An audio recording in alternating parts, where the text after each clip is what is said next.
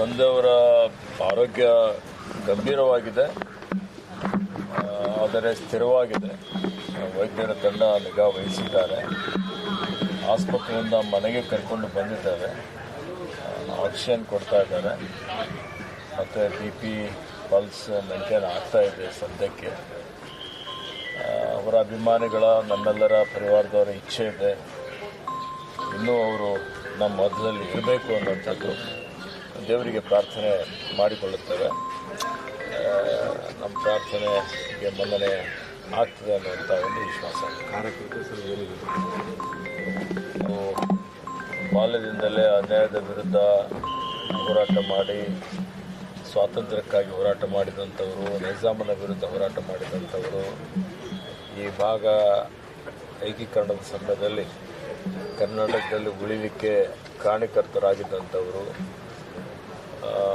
ಅನೇಕ ಶಿಕ್ಷಣ ಸಂಸ್ಥೆಗಳನ್ನು ಅಂದಿನ ದಿನಮಾನಗಳಲ್ಲಿ ಪ್ರಾರಂಭ ಮಾಡಿ ಬಡ ಮಕ್ಕಳಿಗೆ ಉಚಿತವಾದಂಥ ಗುಣಾತ್ಮಕ ಶಿಕ್ಷಣ ಕೊಡಬೇಕು ಅಂತ ಹೇಳಿ ಅಡಿಪಾಯ ಹಾಕಿದಂಥವರು, ಕೃಷಿ ಆಧಾರಿತ ಒಂದು ಸಕ್ಕರೆ ಕಾರ್ಖಾನೆಗಳನ್ನು ಪ್ರಾರಂಭ ಮಾಡಿ ಸಾವಿರಾರು ಜನರಿಗೆ ಉದ್ಯೋಗ ಕೊಟ್ಟಂಥವರು, ಇವತ್ತು ಸಮಾಜಕ್ಕಾಗಿ ಹಗಲಿರುಳು ಶ್ರಮ ಮಾಡಿದ್ದಾರೆ, ದುಡಿದಿದ್ದಾರೆ.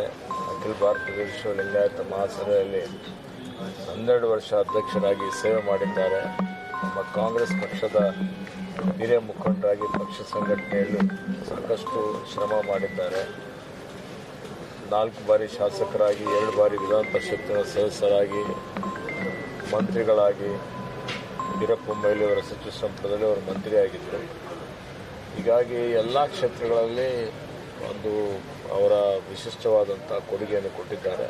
ನಮಗೆ ಅವರೇ ರೋಲ್ ಮಾಡೆಲ್ ಮತ್ತು ಅವರು ತೋರಿಸ್ಕೊಟ್ಟಂಥ ದಾರಿ ನಡೆಯಲಿಕ್ಕೆ ಪ್ರಯತ್ನ ಮಾಡ್ತಾ ಇದ್ದಾವೆ. ಹೀಗಾಗಿ ಅಪಾರ ಅವರ ಅಭಿಮಾನಿಗಳು, ಬೆಂಬಲಿಗರಿದ್ದಾರೆ. ಸೊ ಅವರೆಲ್ಲರಿಗೆ ಸಂಯಮ ಯಾರು ಕಳ್ಕೊಳ್ಳದೆ ಇವತ್ತು ಅವರಿಗಾಗಿ ಪ್ರಾರ್ಥನೆ ಮಾಡಿ ಅಂತೇಳಿ